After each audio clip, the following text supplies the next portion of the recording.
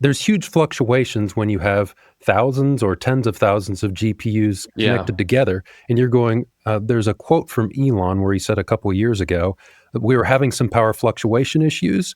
When you do synchronized training, it's like having an orchestra, and it can go loud to quiet very quickly at the sub-second level. The electrical system can freak out about that with 10 to 20 megawatt shifts several times per second. So you need these battery packs when you have these large data centers just to provide those short bursts of power.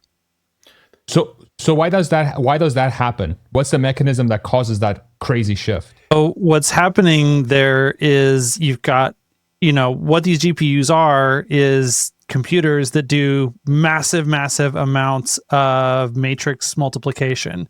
And so it's just like, if they're synchronized, they're all doing their matrix, like their adds or their subtracts or their multiplies at the same time. And then once they've done their calculation, they're sending the numbers, the results off all at the same time, then to be stored and prepared for the next sequence. And so like they're all doing math at the exact same instant, and then they're all stopping doing math at the exact same instant and waiting and kind of going into this power standby.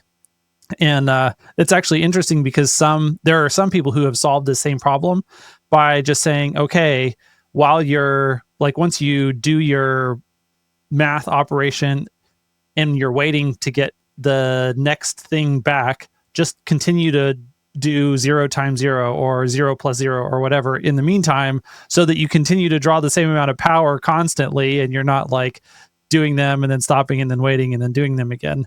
Because that's like, there are interesting workarounds to this problem both ways. Sorry, Jordan, I didn't mean to interrupt you.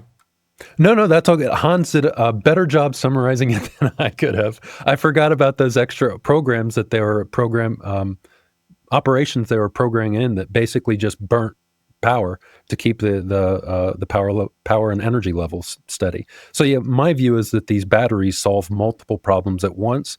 So we're going to need a whole lot of them.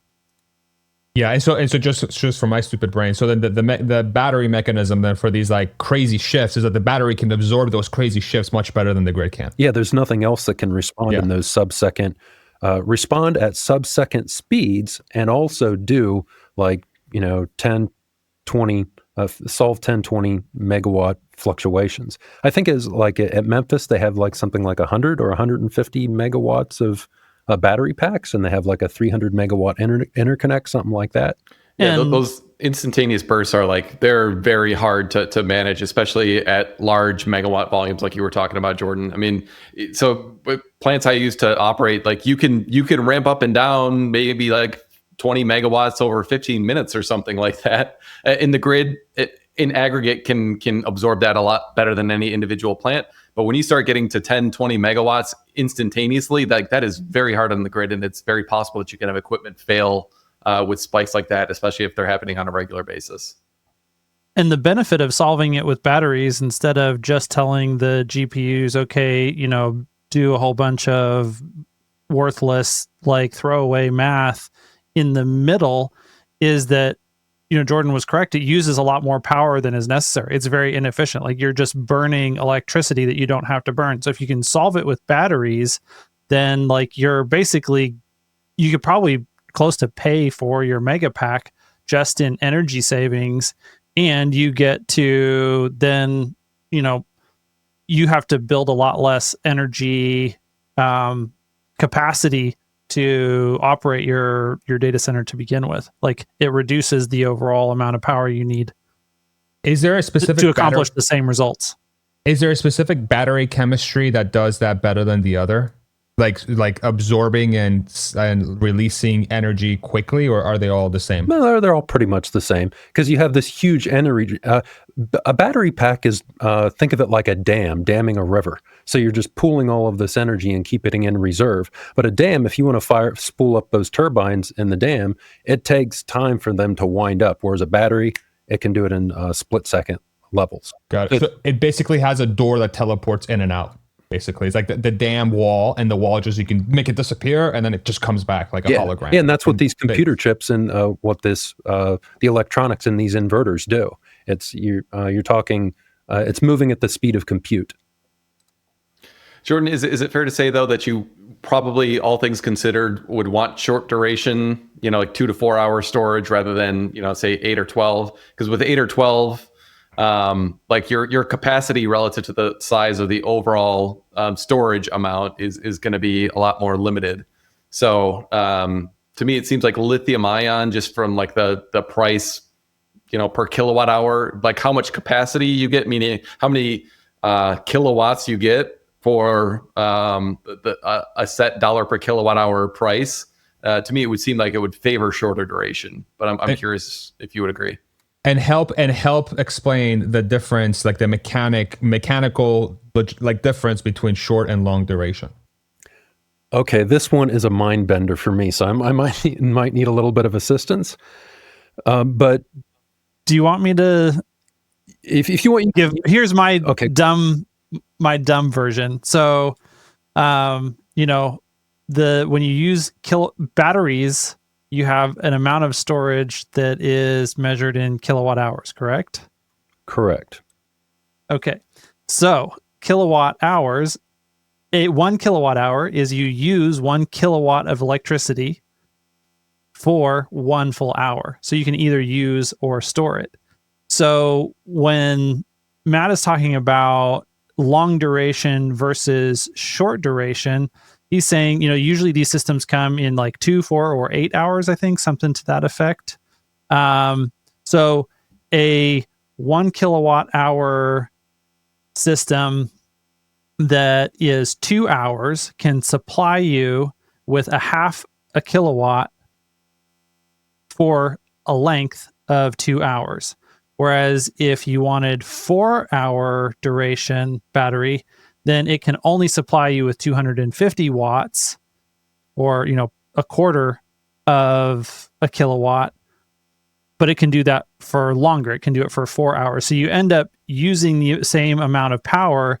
It's just that you use it over a longer duration of time, but the amount is lower per hour. And so so then what Matt was saying was, if you have these big spikes in power, then you want a system that's probably shorter duration, because then you get more watts of dynamic range that it can go up and down.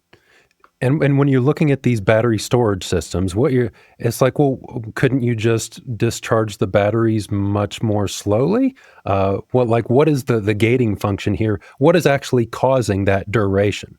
You can take the same batteries and you can make it a 2-hour discharge system or a 4-hour discharge system. So what's the difference between those two sets of batteries? It's not the batteries, it's the inverter. What's the ratio you have of batteries to inverter? And that affects the cost of the system. But you also have to look at, all right, well, how long are these batteries going to last in terms of calendar life and things like that? So you get into all these minor cost functions. If you have a data center, my view is you'd want something that's shorter duration, because you'd have greater inverter capacity so you can deliver the power that you need for those spikes. But also with batteries, there's going to be a certain time period in terms of calendar life where they're not going to last 15, 20, 30 years. So you want to discharge and charge them as quickly as possible to get the maximum utility for a certain amount of time. Matt, is that correct?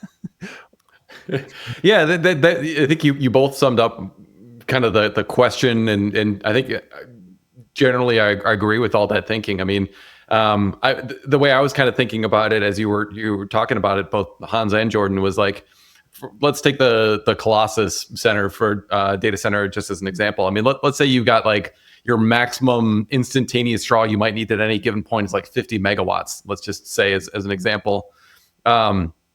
Well, if you want an 8-hour storage system, that means you need 400 megawatt hours of capacity, and like that's kind of dumb, because you're not going to be discharging for 8 hours straight, and probably on the total dollars that you need to spend on that 400 megawatt hour system is probably more than a comparable 2-hour system in terms of like total dollars that you need for the system. Because really what you need is the capacity, not the energy storage pie. You care more about the inverters, to your point, Jordan, than you do about the total kilowatt hours that you have in the tank. Okay. But that also means that the buffer you have to power is also smaller because you have a smaller battery with a short-term duration one, right? By default. And so you need some sort of, So like I'm guessing maybe 4 hours is best. I'd actually be curious, like somebody who's more familiar with the Colossus site, like what did they choose? Because especially it also depends on how much like flexibility you have. Like if you're only using it for instantaneous power, my guess is 2 hour would be fine, maybe even 1 hour, because like you'll like cover that blip and then like recharge and then like cover that blip. If that's all you're doing, you really don't need like multiple hours, I don't think. But when you're getting into a scenario where the local utility is saying, hey, we need you to bring you down by 20 megawatts for the next 3 hours. Well, okay, well then having some duration is pretty valuable. If it gets much beyond 3 hours, I would suspect you're going to change the way that you're operating and probably bring down some racks. But you can do that in a controlled fashion with a 4 hour time frame. Probably I think that would be enough. And what makes this such a challenging and interesting problem is each site and each location is going to be different. And it also depends on what tools you have at your disposal. Like, for instance, when I'm looking at the power system in my house and the energy system in my house, it's like, well, what's the best ratio of solar to batteries to gas generation to how much that I pull from my interconnect at my house? So it's like, well, you can solve these problems through different mechanisms. The way you decide how you balance each of those things out is you look at what's the cost of each of those components. So you just look, all right, here's my menu of things that I can use to provide power and energy. How do I pick and choose the amount of each one to provide the lowest cost solution? Or in the case of a lot of these new AI data centers, what's the solution that gets me there the fastest and not necessarily the cheapest? So it's this complex puzzle. What a crazy time that we live in, if you really think about it. This is like unbelievable. Where like we're literally nerding out on how to create power for an AI data center. What is that? Hopefully we're the last generation that has to worry about this. Our AI overloads floors will say, this is a super easy problem, you idiots. Yeah. Obviously, it's 3.14 hours of duration that you need at this particular location, and you need a 13 megawatts. 42 of natural gas. megawatts. Yeah. So I think this does highlight, like, we have the mechanism to solve these problems. It's called a market. Like, the market does this kind of magic complex adjustment on the fly all the time. And this is why the Texas system is probably one of the best systems in the United States right now to do this, is because the energy market is the most free market option here in the US. But this is also another reason why other nations that want to be more free market when it comes to grid operations potentially have an opportunity to surpass us. Like, this is why, I don't know the complexities and the ins and outs of how China plans to grow, their electric capacity from, I think they're planning to go to like 8 terawatts here in the next few years.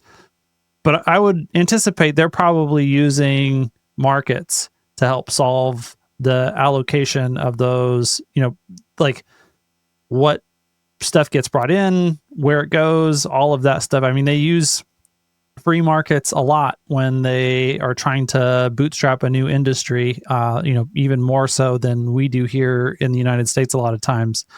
And so that's just, I think if we think that we're going to solve these problems by running away from letting the markets do that hard work, I think we're going to be setting ourselves up for failure. Yeah, whenever there's an extraordinarily complex problem, it's markets are generally the best way to solve it, in my view. This isn't something that you can do very efficiently top down. You can encourage it with subsidies and things like that, but and the thing that sucks about markets is you do get the situations where Matt was talking about, where like, wait a second, now your price per kilowatt hour is just going to spike to some insane level. Well, the reason that it spiked to that insane level is because something broke and it needs to be fixed. And that price signal tells you, hey, go fix that thing. And if you don't allow for the price signal to get crazy, then you lose the pain that tells you what needs to be fixed next. It'll be broken forever. Yep, it will be. So that's it's not a magic solution. I mean, it kind of is magic in one way, but it's not a pain-free magic solution.